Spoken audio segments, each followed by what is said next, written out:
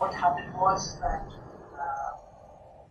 one of the borrowers of the venture group and the venture group didn't get the shares of the venture group secured it. Venture was about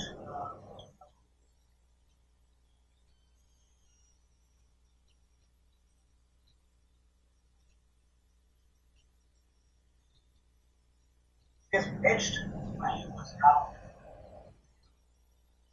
there, but as we have been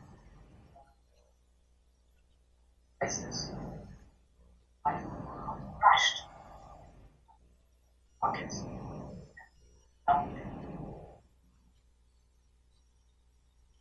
Not that we will not be able to cover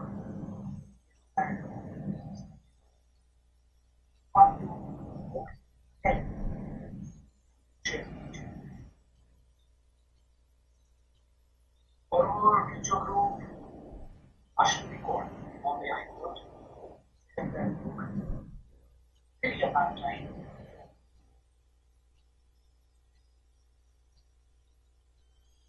Here's something. What did I do? I have not really committed it even before this. I should know it. No point of time during this crisis, like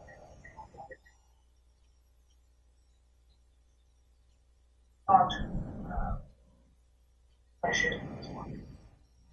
Not have full access to facts. But this is what it means.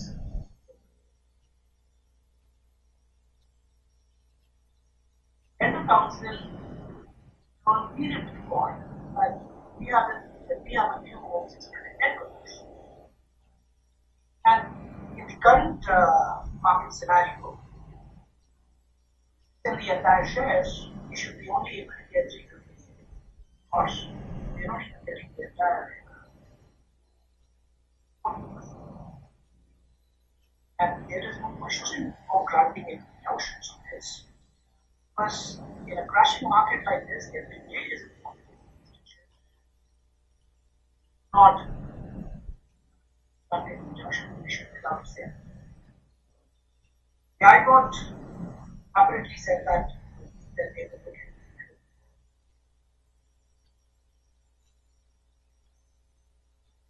That line. And injunction. Agreed by this, the vendors approached the Supreme Court. Court heard a review later, they have said that this is automatic. And the vendors higher price. I think at one end, this is important.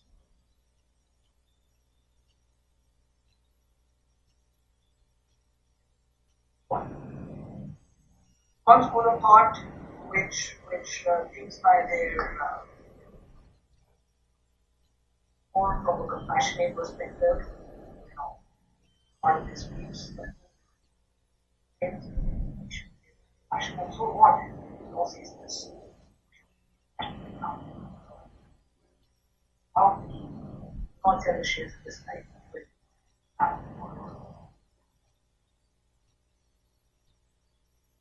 technical view, on the other hand, is very clear that law and legality and the commercial nature of lending transactions is not on any kind of accident in this. And the moment of financial performance or performance it's not just so I think before we go on to the commerciality of it and the challenges in life, please, my name is Kamran. And Kamran, can you just explain to us what is the law on pledge? And is it only penal default? People seem to think that I am not yet due to pay. So what if my security cover is checked out? Because before you cannot invoke that. How does it go? Right. Thank you, Ruchir. Welcome everybody today. So the concept of pledge obviously stems from contract law, and for our younger audience, pledge is nothing but deposit of goods as a security to secure payment of a debt or a performance obligation. Now, what happens in case of a default? Sure, I'd like to divide it in two parts. A default can happen on payment of the debt itself, or a default can happen for performance of an obligation which was undertaken under the contract. There's a very common misconception that a pledge can be enforced only if there is a default in performance in payment of the debt. However, the contract law allows both default on payment as well as default in performance. Now, what can a lender do when there is a default? As per contract law, he has two options. One, he can either file a suit for recovery against the borrower and retain the goods pledged as a security, or he can go ahead and sell the pledged goods after giving a reasonable notice to the borrower. So this is the law which is laid down in the contract law. If the share, in the context of shares, if the shares are in demat form, then the depositories regulation in depositories act also comes into place. That is the law which is there on pledge of shares and its enforcement. Over to you, Ruchir. Thank you. I think, can I just quickly go to Ashish, because there is a perception that crashing markets, a lender should not sell shares. Lender can choose because commercial is not selling, because what would he recover when giving up the shares to the buyer? But legally, Ashish, is there a duty on the lender to maximize value on what's there? Richard, firstly, good afternoon to all our participants. Question that Richard put and the analysis that Kamran did of the law earlier, so I'll just sort of combine the two and flow from there. So, as Kabra said earlier, the lender has two options, either to sue and continue with the pledge, or to invoke the security, that is the pledge of shares, and sell the pledge shares after giving reasonable notice. So, but the second option is now adopted, which brings to the Ruchir's question. And once the pledgee or the lender chooses to invoke the pledge and sell its shares, does it have a duty to maximize the value or not? This is the typical question asked. And why this is relevant is because usually in all the cases that you see, there is a standard objection which is taken by the pledger, is that the manner in which you sold the shares caused a fall in share price, and therefore your sale itself has caused damage, and you could not recover what you should have recovered, given that the value of shares was much higher, and now it has fallen because of your actions. Now, this is a typical objection which is taken in many cases. In fact, there's the case last year, which is the Reliance case, where a similar objection was taken that you did not do a structured sale. Rather, you sold all the shares in one go on the stock market. In fact, there have also been objections on the opposite side, which is that you did not sell all the shares in one go, but sold parts of it, and even that has caused loss, and this was probably in the prime broking case. So objections are parties or borrowers or pledgers always are raising these objections. Either it be on one side saying you failed to do a structured sale, or on the other side that you failed to sell all the shares together in one go. Objective being that it's your actions which has caused lowering of value. Now, in all such cases, the court has actually come down and said that the pledgee has the discretion to decide when he wants to sell those shares and how much shares he has to sell. All of this is completely at pledgee's discretion or the lender's discretion. The pledger, that is the borrower, cannot dictate to the pledgee that you must sell X number of shares and then 2 days later sell X minus 10 number of shares or whatever that be. So from that perspective, cases are very clear. Now, if that is the case, what really is the obligation of the pledgee or the lender when he's actually doing that sale? Now, the only objection that the borrower can actually raise is that the sale has not been done in an honest and proper manner. And if he succeeds in that objection, he may have a claim for damages for that failure to adhere to that particular principle. Now, the requirement of doing the sale in an honest and proper manner does not mean that you have to choose an opportune moment to sell those shares. It simply means that there should not be any underhand dealings. You should act in good faith. Your intention should be to recover value for setting off your dues, but not to sort of try and get those shares at a bargain price. That should be the reason behind your invocation of that pledge. And having said that, typically when you're selling the shares on the stock exchange, I don't see why the valuation or the propriety of the sale process can be questioned. On the markets, the price discovery is happening in a transparent manner. The sale is happening in a transparent manner.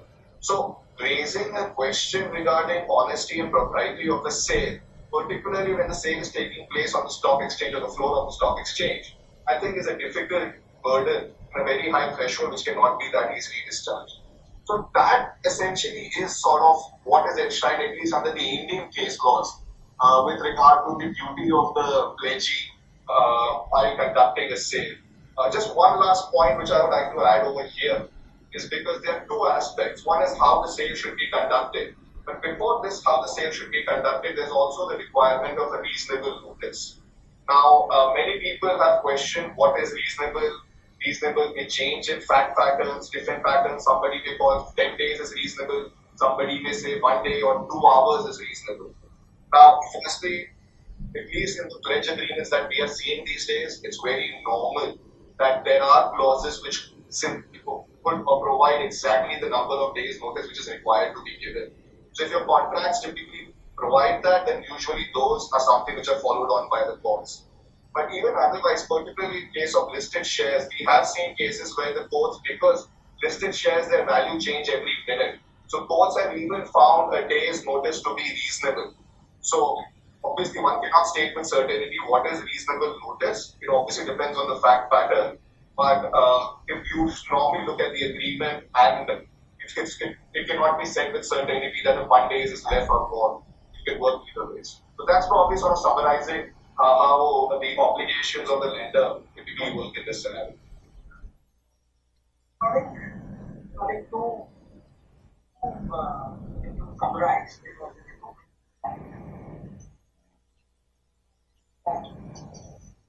so you need to maximize value. The key is to find out that it's content and compare. I'm not attached. I can sell whatever I want, whatever I want. The value which I receive more than my debt, then I can start going. But I cannot be subjected to maximizing the value. And I think obviously yes.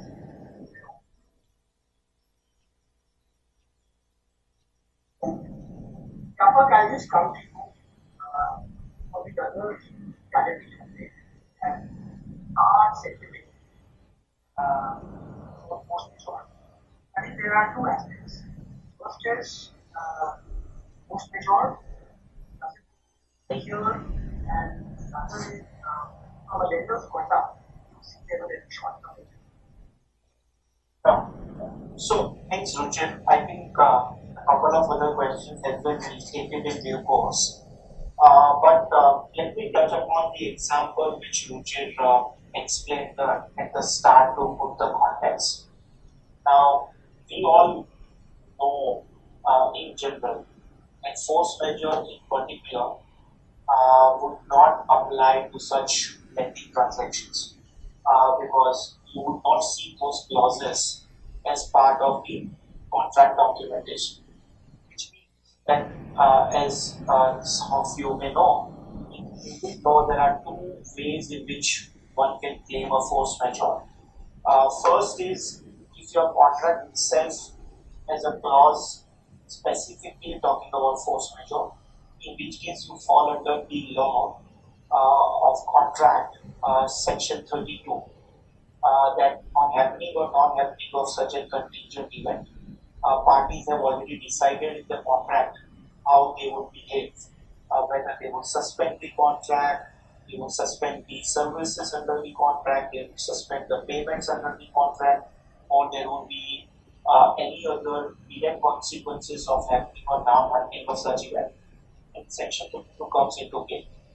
When there is no clause of force majeure, which is typically in a lending transaction, then unlike other jurisdictions, at least Indian contract law provides for impossibilities less frustration as part of Section 56 of the Contract Act.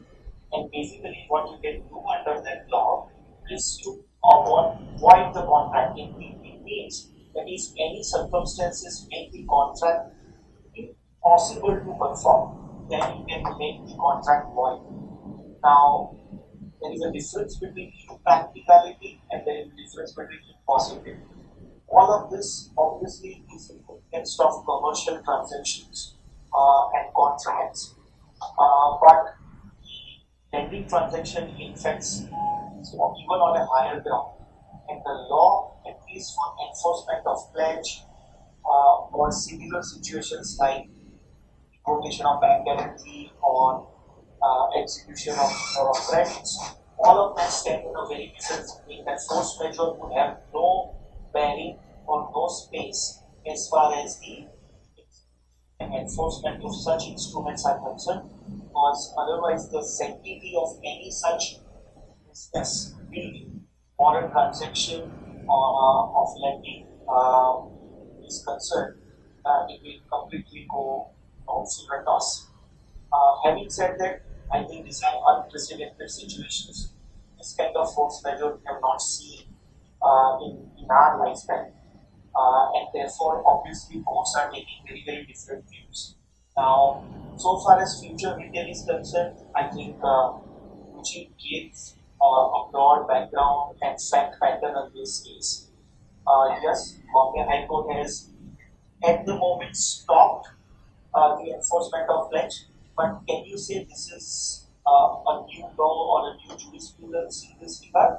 I think my humble response would be emphatic no, because I think this is obviously an unprecedented situation and a very, very specific injunction given for a specific period. And as things progress, we'll see how that develops in the fact pattern. There are other cases also in cases of ICICI as a lender where especially where the borrower had failed to pay certain defaults. I think one default was in Jan and another default was due in March.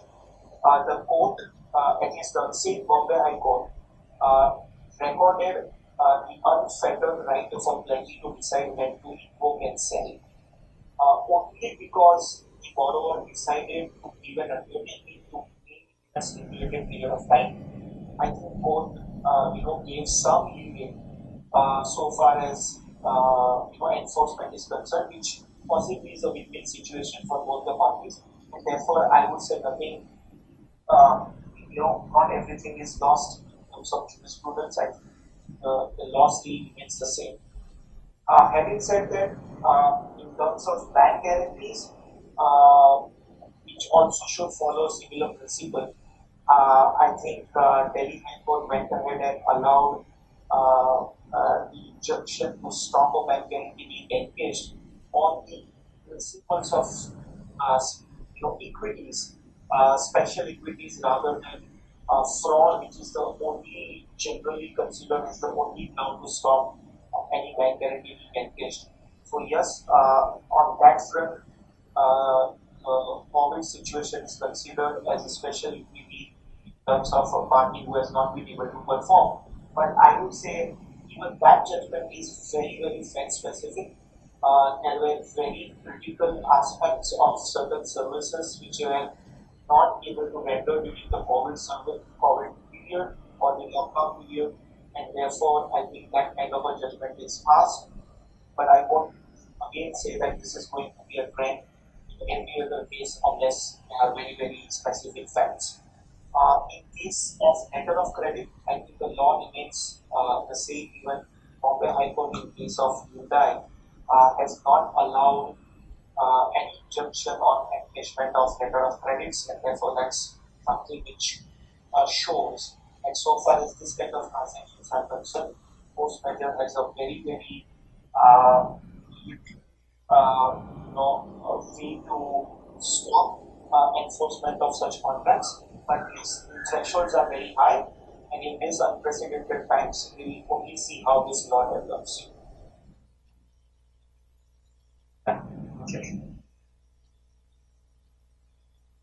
Thank you very much. I think only from a maybe I could.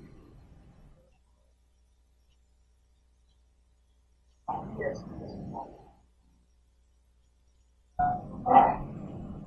It's generally here misperception.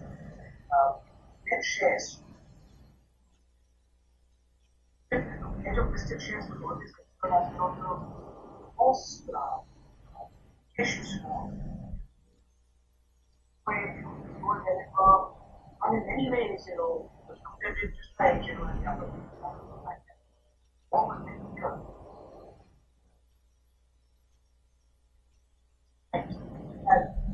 If one person has been taught by character, what will not go into the legitimacy of whether he's working rightly, wrongly, this, that. If the bank guarantee is invoked, bank has no option but to follow the bank guarantee. It should be enough to what is there. The guarantee has happened on different grounds or illegitimate grounds. The person who is invoking can always. That obstruct or the ability to invoke a bank guarantee would never be questioned. Because in case of let me get you from a transaction perspective how faced this in 2008 when we were acting for a large private empire. And we used to say about the issue where market collapsed and our security over.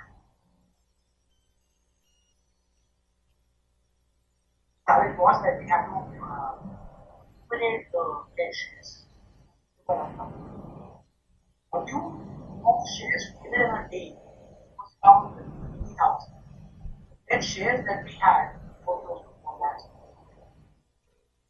Such kind of volume, we realized that selling the shares in the open market and dumping them on the open market was challenges that if you sell them, the market even collapses further. From a forward perspective, totally collapsed. Something was in many other places. And this issue is that from a lender perspective as well, he earns a very high.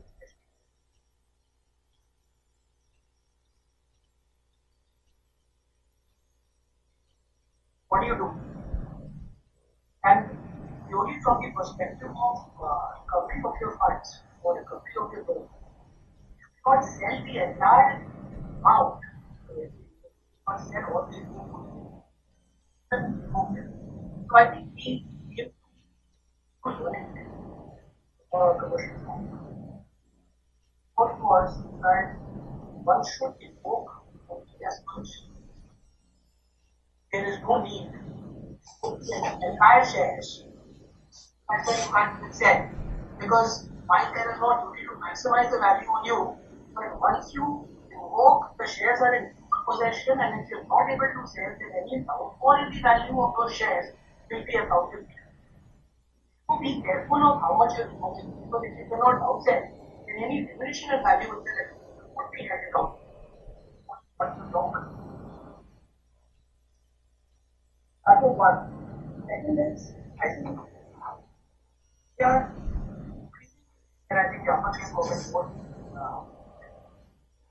But it's a different market for only your last report. There must be optimization. But,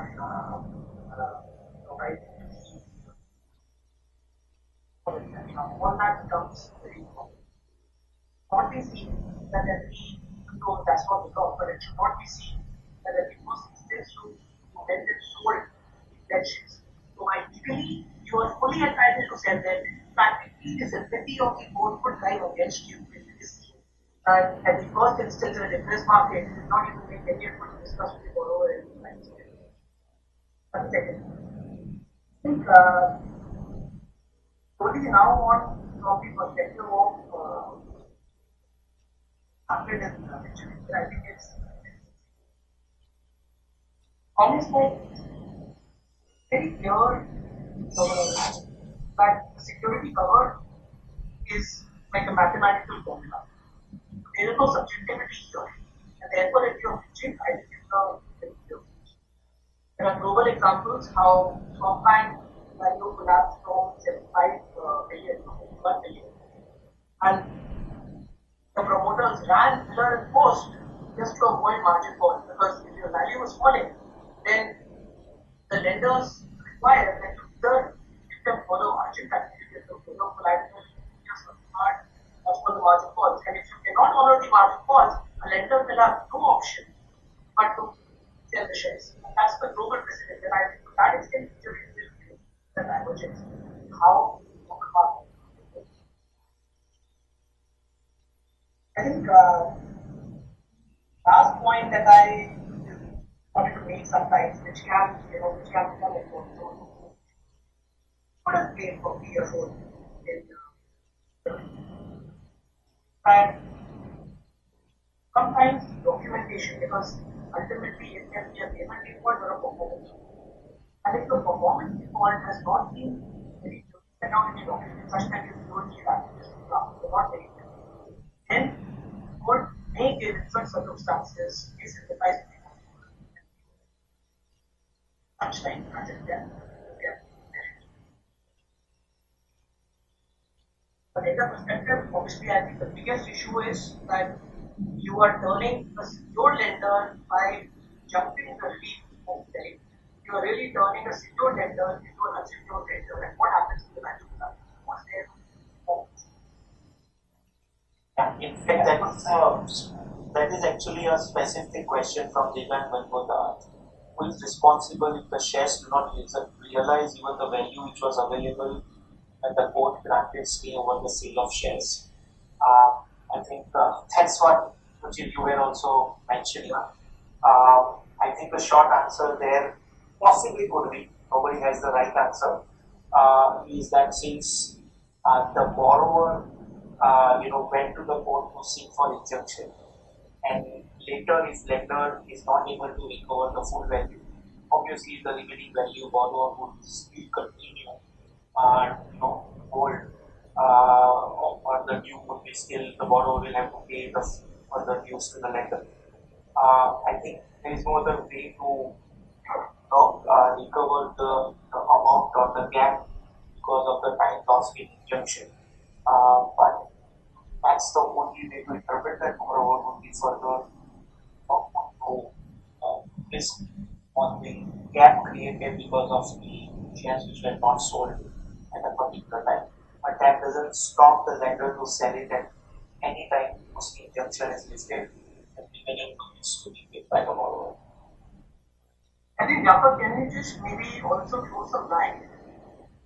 Because I think one question also that came up here was the credit rate. So lender can require it. Maybe Ashish should also get comment on that. And that sort of becomes very important because a lender is getting anxious and if the outside doesn't work, it's the most important both the asset itself. Ashish, you want to go first? This is the whole concept of a sale to self by a pledgee is not new, and there are jurisprudence on this subject as well. But typically, sophisticated lenders in their pledge documents do take care and specifically provide for their ability to acquire the asset or the pledged asset itself. So that typically or normally gives them adequate comfort or basis in law to take that step. A question which is normally raised in a sale to self or a step of caution which people should normally take is that you do an independent arm's length valuation of the shares. Because whilst one may not be able to question the sale, but as I said earlier, that if the sale is not done in an honest and proper manner, propriety can definitely be called in question when it's a sale to self. This having an independent arm's length valuation is essential because there could be question raised at the value at which this is being sold, and then there could be a claim for damages. But as such, I do not see a problem with the ability to do it, particularly when the transaction documents allows for it. But there should be a care which is exercised in regard to the valuation. I think there are other questions as well in terms of the RBI circular which came about. Just to make sure, that obviously that's a very different perspective in terms of what moratorium has been issued. We are obviously not taking that into consideration as part of discussing the law as it stands otherwise, because that would bring in a lot of factual aspects as to when was the default due, whether it fall within the moratorium, because in ICICI case there were two different fact patterns where one was within the moratorium, second was outside the moratorium even before the moratorium was put in place. So I think we are not covering because it will get into a factual analysis. But there is another question which talks about if there is a default in Jan and Feb, but the security cover is okay. And starting March, the security cover fell being required threshold, then going to shares in this case. I think this is what Kamran specifically covered his first session. That there are different reasons when you have the right to enforce. One specific is the payment default, which is good because then one can specifically say that okay, this is the date on which payment default happened. Independent to the payment default, there can be breach on financial covenants or security cover or any other covenant in terms of the loan documentation, which can also result if your document says so in clear terms, a right to enforce. Then these two are very specific and can run in parallel, and you don't have to wait for one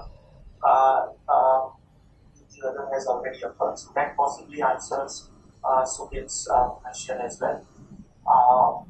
The other part which I think we also wanted over and also touched it a little bit is aspects of pledge generally of goods, and which can be also in form of physical shares, but also in terms of depositories where the shares are in form of demat shares.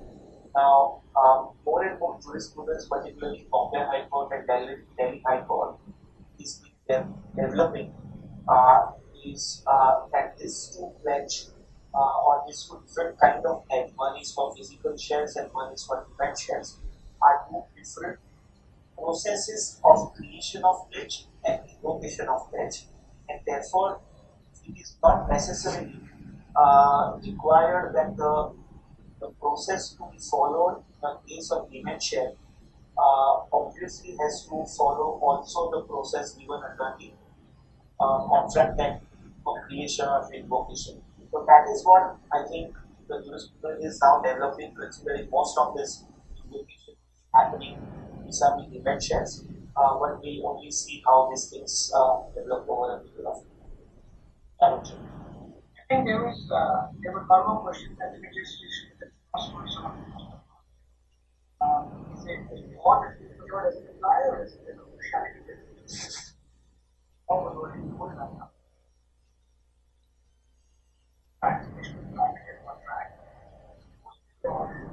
Actually is an event of one as far as I see. Enter is not taken into seriously. Therefore, if there are any such kinds of commercialization of the plant or or something, then you private get into it. But you is the right.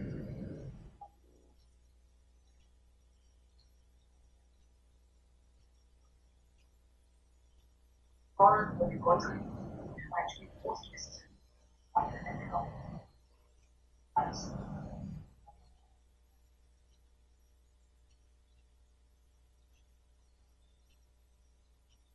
Yeah, and also a question on the rights of a trustee, if you want to touch upon that now, and then we'll take some other questions in terms of fair valuation and who is responsible if the values go down. Maybe Ashish, you want to touch upon if you explain the aspects of the duties of care created by the pledgee at the time of sale. But maybe Ruchir, you want to first touch upon the first aspect. No, I think, yeah, that was actually the question earlier also. Like, yeah, but, like, when you have NCDs, security can only be created in favor of individuals.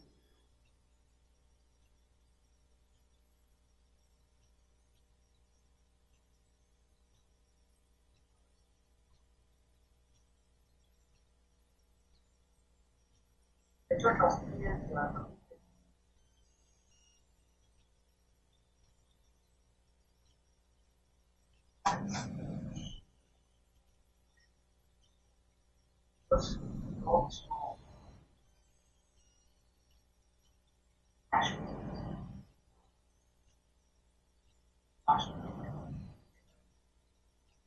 very important in some of these private lending transactions. We have a big understanding with customers because in cases we have seen that when a bond has been taken to sell off the shares or hold on to certain shares, the venture trust tends to become very nervous. So the practical experience that we face in some of these enforcement scenarios, and the venture trustees cooperation and collaboration is really understand the protocol, what the protocol is by law and by regulation and venture trust.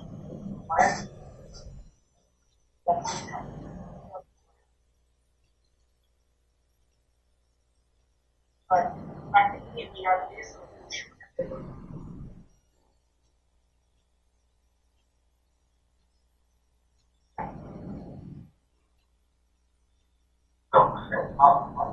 I think the follow-up, Ruchir, to the other part of Vyapak's question earlier regarding valuation, and I think people are wondering how relevant is that or how concerned one should be about doing the transfer, whether to yourself or to third parties, or how that should that valuation process work. Now, in context of listed shares, I think that issue does not arise. Because obviously the value is being determined on the floor of the stock exchange, whatever is the prevailing price then. In context of unlisted shares and other forms of security, unlisted securities, where you don't have that form of price discovery mechanism, and when you are doing the same with third party, I think as long as you take reason, when you it's not that you have to identify the right time to sell, or you have to ensure that the sale is widely and publicized and all. All you need to do is ensure that reasonably you have acted or you have taken the necessary steps to inform certain buyers, or that you have done a relevant valuation to arrive at that price. It does not mean that you have to go about doing a public auction process every time you do a sale. Even a private sale process may suffice. So that is sort of a factual analysis which needs to be done. There is no one right answer or fixed pattern, but it does not mean that you have to maximize the value. You just have to take reasonable or very basic steps. Very importantly, the pledgee is not acting as the trustee of the pledger when selling the shares. It's exercising its own legal right vested to it under Section 176 of the Contract Act to conduct that sale. So it is not that I am a trustee of that pledger, and hence I have to have a certain very high duty of care towards the pledger. That is not the duty of care which the basically the lender or the pledgee exercises when doing the sale. Sure. In fact, the jurisprudence goes one step forward. That at least so far as the third-party purchasers are concerned, they are completely immune from the transaction. Only thing what pledger even if they are able to prove that there was a sale at a lower value or otherwise, is they cannot challenge the sale except for recovering the additional monies or the gap in the monies in terms of reasonable price from the pledge. Therefore, I think unlike any other law where there may be a duty to care or, as Ashish was pointing out, a relationship of trust created, here so long as they are doing it at a reasonable price with no mala fide involved, I think that should be good enough so far as the decision is concerned. Kamran, you have also touched upon some of the points which Suket has also asked. Maybe you want to give some view on that as well. Sure, Vyapak, and I think this goes back to the concept of seed to stem, which Ashish was telling us all about. In a way that we have found that the courts in India do have recognized the same to self concept, where they say that from the moment the borrowers have started exercising their ownership rights, they have to extinguish the debt to that amount. But what happens in case the sale to self has happened and the pledge agreement has not come to an end? Now, after a default under contract law, a borrower can always pay back the debt and recover back the property. That right is always there. The courts, some of the judgments have also taken the view that in case the property is retained by the lender, the pledge agreement has not come to an end. And so long as the property is retained by the lender, the borrower always has the right to pay back the debt and recover back the property. Yeah, sure. Thanks a lot. And I think there is one more question from Amit. I think whether the injunction would be some kind of issue with the lenders and whether India would not be treated as a favored jurisdiction and people will go to Singapore. I think Ashish, my colleague sitting in Singapore, would be very happy if that happens. But I don't think that's going to be the reality. I think this is, as we were explaining, has happened in a very, very unprecedented situation. I don't think this changes any jurisprudence so far as the rights of pledge is concerned. In fact, the same Bombay High Court in crises in this has categorically said that. So I really don't see that happening. Even in terms of letters of credit, Bombay High Court took a very clear view and cannot stop those letters of credits to be encashed when the steel that they had bought from Korean party Hyundai and already left the shores. I think the short answer to all of this is even in terms of purchase and sale contract, force majeure comes handy for a supplier. I think for purchaser or in case of borrower, I think force majeure is very little to help, and the buyer will have to adhere to the contract. Maybe supplier may have reasons to say why they could not supply because of force majeure, but I don't think buyer has too much leeway so far as force majeure is concerned. I think there are quite a few questions on what if price falls, how it is documented, what happens. I think let me give a first shot and maybe Ruchir you can come in because most of these questions are in the nature where it says, what if I sell it today and the price further goes down, who is responsible? What if I sell but I'm not able to sell at a reasonable price? Who is responsible between lender and borrower and so on and so forth? What is the ideally taken as a base price and things like that? I think as I said, I will take the first shot and my colleagues can chip in. But basically, I think the point is, particularly for listed shares, I think that the law as it is developing and we have seen in the past, if contract says 1 day notice, courts have actually said that this is reasonable because parties agreed that this was reasonable. The prices keep fluctuating and courts have not interfered. So why what happens if the price further goes down because of bulk sales or pledging suddenly putting a lot of sell orders on the stock markets? That's not something which has come as a risk for the pledging. Practically, it may put some risk because they may not be able to sell further at the price which is going down. So there may be strategic and practical reasons, but there is nothing under the law which makes pledging responsible for all of that. And if they are physical goods or if they are shares in physical form, then obviously things would be completely different. And as I said, if they are in depository forms, the courts even go further down and say that if the beneficial ownership changes from the pledger to the pledgee, that itself is good enough sin. There will not be any further notice for any further sale, even if the contract wires or otherwise. So that's where the Depository Act comes into picture so far as the dependent shares are concerned.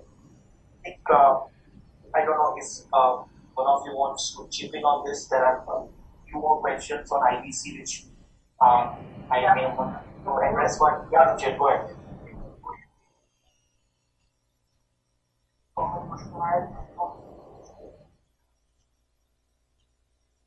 So, what happens?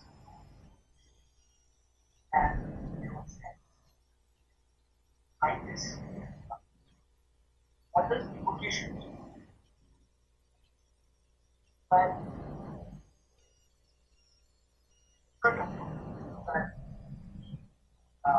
which the pledge is created. Shares of real mark in the name that she did already, the George account itself.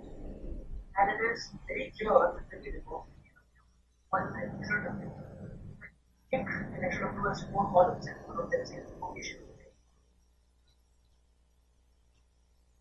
Shares are instantaneously transferred to the account of which the pledgee in this case.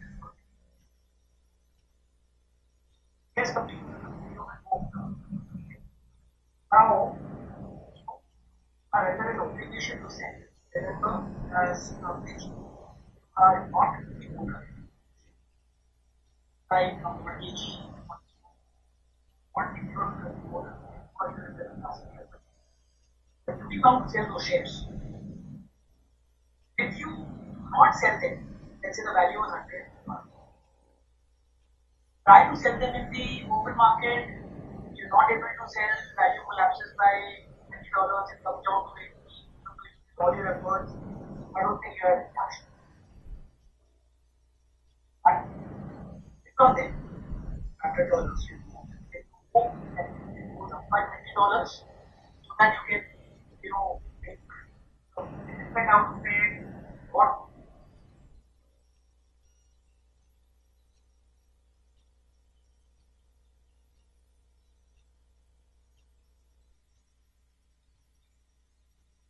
Sorry, I think we lost Ruchir. We'll just come back. But in the meantime, Ashish or Kamran, you have any thoughts? Particularly, I think Anand has asked a very pertinent question. If Ashish, you want to touch upon that. Sure. So Anand's question is, do you think that the Indian court's decisions on stay or enforcement on security and pledge during COVID-19 is correct as a general principle in the prevailing situation? Now, to deal with this, obviously there are different views. Some may, as we said earlier, sympathize with the borrowers. Some may call it that this is clearly moving away from the normal jurisprudence which prevails on this subject. Our view is that obviously this is departing from what the jurisprudence is telling. We have to wait and watch and see how it develops. And I think other cases such as MEP Infra, the ICCep bank case and all should not be dealt with in the same light as the future case. But we also asked, should court only restrict security enforcement in exceptional cases when the performance of the borrower is undoubtedly caused as an effect of COVID-19? Well, this is one way of looking at it from the eyes of the borrower when borrower has been impeded in performance. From the lens of the lender, probably we will see this as a risk associated with the equity side of the business. So any force majeure risk which is associated is normally with the equity risks that are there in the company. And because of the lending agreements are of such nature, this risk is not something which has been assumed by the lender. So by virtue of coming in to grant an injunction, probably there's a displacement of this risk allocation, which was done under the lending document between two commercially savvy parties. Or probably that's how at least I'll initially look at it.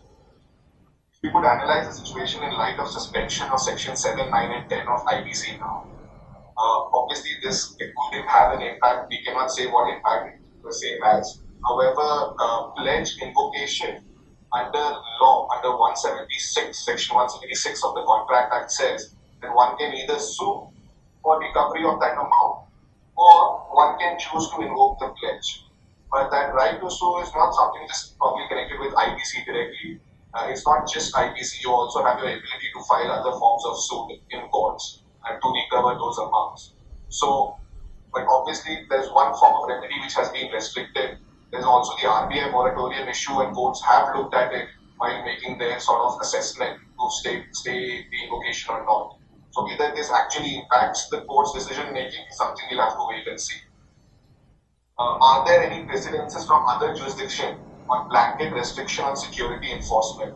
I can at least speak in context of Singapore, who has recently passed this Temporary Measures Act in relation to COVID, under which certain loan agreements were particularly, probably not the pledge, but there are certain scheduled contracts, which include certain form of loan agreements as well, where security enforcement by a statute has been prohibited. So there are measures, at least in Singapore, which the government has brought in form of a statute to prevent security enforcement. So probably that's how sort of I try and address. Sure. I think there is also a connected question from Ankit on the suspension of the IBC provisions and what happens to the petitions already filed and other implications of defaults. You want to touch on?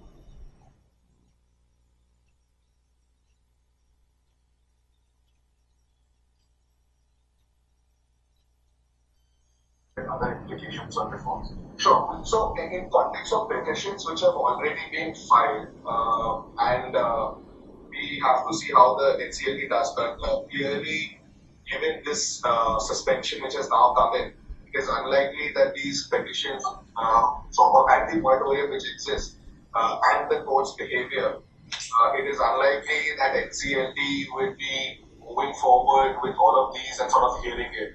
But we'll have to sort of over the next few days. Only thing I can read, at least because at the moment, only thing which has come is more like information. We are yet to see the language. But what it basically says that the new petitions based on the defaults in light of COVID will not be allowed to be filed. Which means that if it is past defaults, petitions were already filed. I think at least NCLT would generally go ahead. I don't know whether aggressive, non-aggressive, but I don't think legally they would be barred from taking those forward. But yes, if this language comes through and there is a notification issue, faults which have happened or will happen post lockdown, definitely for 6 months, you will not be able to file a fresh petition. But I think they would at least allow NCLT to continue the previous ones, which are based on old defaults. I think there is one more question we can try and touch before we come to an end at 4 p.m., which is from Rahul.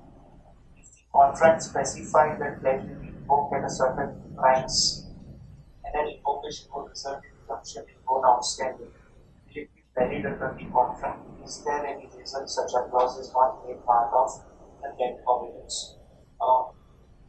Ashish, Kamran, you have this.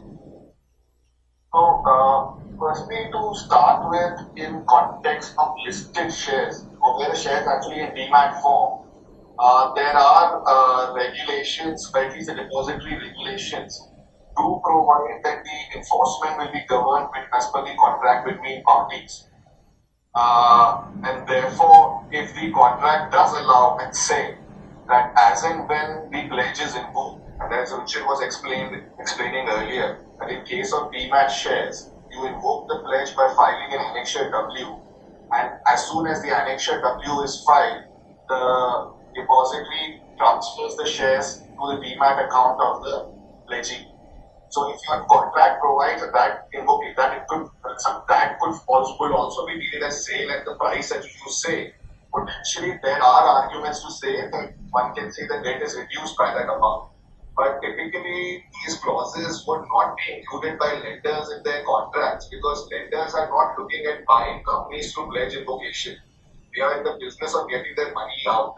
So it is very rare circumstances where they try and hold on to the shares and actually come in the shoes of an equity holder or in place of a shareholder. Typically, their idea would be to on-sell those shares and to make as much recovery in monetary terms, which is there. Sure. So thanks a lot. I do not know whether Ruchir is able to join back, but any final comments, Kamran or Ashish, and then we'll hand it over to DM at 4 p.m. Sure. So just 2 points that I'd like to make over here is that from a lender's perspective, particularly when we're talking about credit funds, and I'd like Vyapak also to weigh in over here, there is always this pressure from your own investors to actually go ahead and enforce.